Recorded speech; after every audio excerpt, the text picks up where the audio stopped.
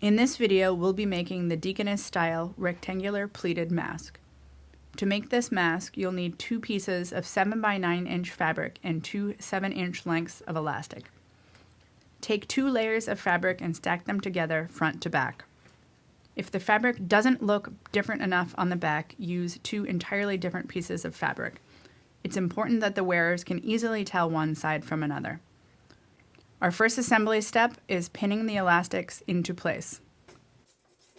Separate 2 pieces of fabric at the corner so we can pin in between the 2 layers about 1/4 inch from the edge. Make sure the elastic isn't twisted and that it's in between the 2 pieces of fabric because we're going to turn it around later. Pin the elastic to each corner.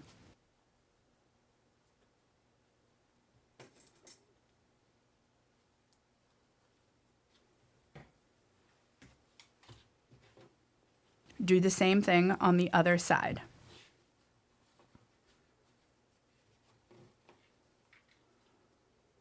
Next, we'll sew the 2 pieces together.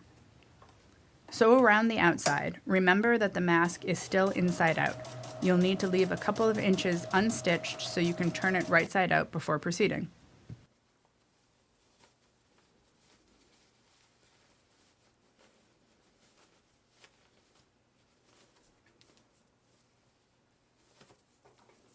The elastics are now on the outside. You still have 2 distinct colors so the wearer can tell the front from the back. Next, we'll pin the pleats.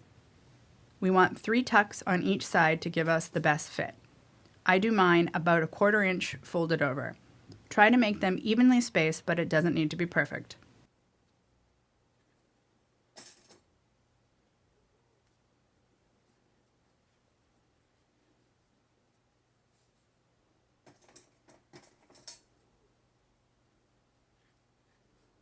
Then pin the other side.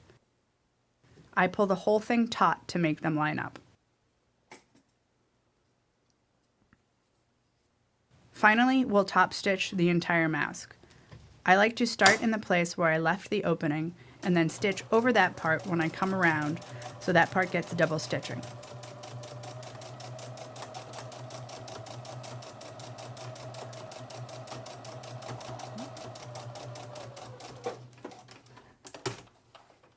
Remove the pins as you stitch. Sew around the entire mask and trim the edges.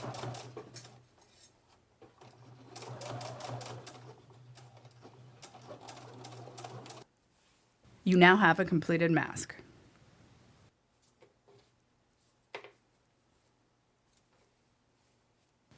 Elastic is in short supply at the moment, and there's been a lot of talk about using ties that go around the head instead of around the ears.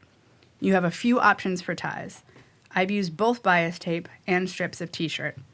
Attach them the same way that you would attach the elastic, but instead of looping them around, leave 4 separate ties. We've found that the top ties need to be about 19 inches and the bottom ties about 14. Remember to put them on the inside of the fabric when you're pinning so that they are on the outside when you flip it around.